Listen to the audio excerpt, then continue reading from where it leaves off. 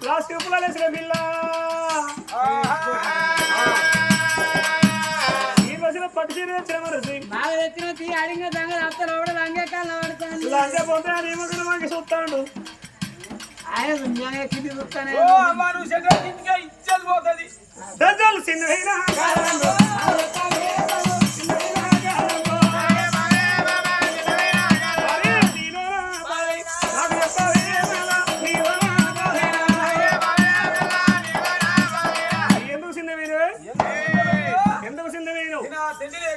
తిండి లేక వస్త్రాలు లేక వస్తువులు లేక సొమ్ములు లేక సొమ్ములు లేక ఆయడానికి కూడా లేకనా ఆయడానికి కూడా